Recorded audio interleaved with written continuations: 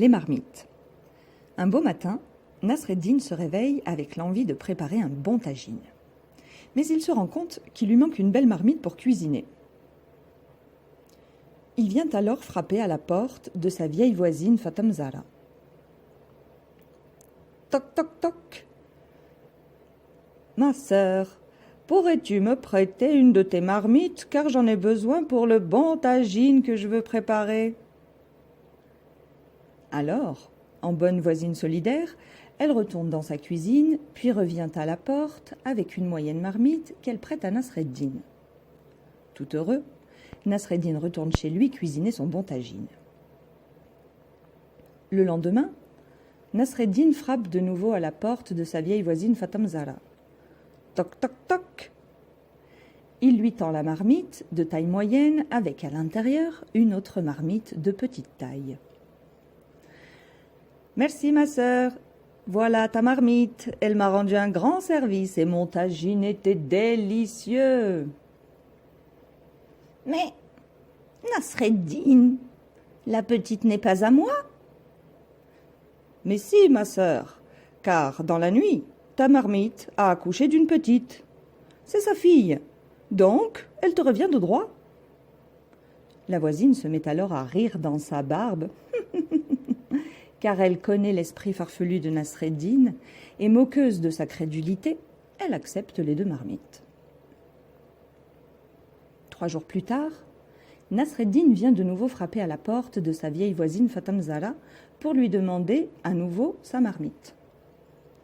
Ma sœur, pourrais-tu me prêter une grande marmite, car je veux préparer un grand tagine pour la fête du mouton?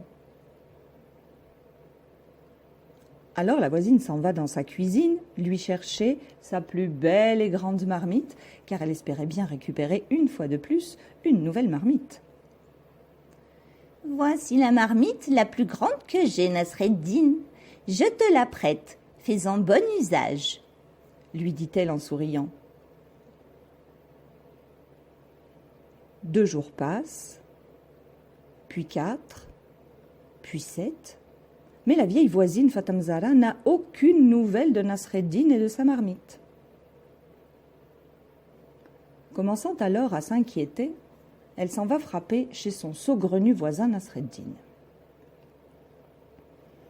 Toc toc toc toc. Salam alaikum, chère voisine.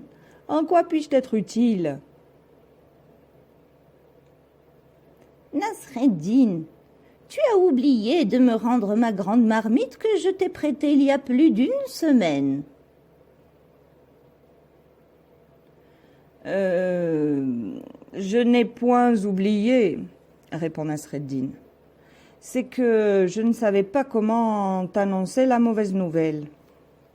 En vérité, alors qu'elle a couché, ta belle et grande marmite a rendu l'âme cette nuit. Tu ne serais pas en train de te moquer de moi, Nasreddin? Depuis quand les marmites meurent-elles? Malheureusement, chère voisine, toutes celles qui enfantent meurent un jour ou l'autre. Tu as bien accepté que ta première marmite accouche. Il te faudra bien admettre maintenant que la deuxième est morte. Et c'est ainsi que Nasreddin, le fou qui était sage, a gardé la belle et grande marmite de sa vieille voisine Fatam Zahra.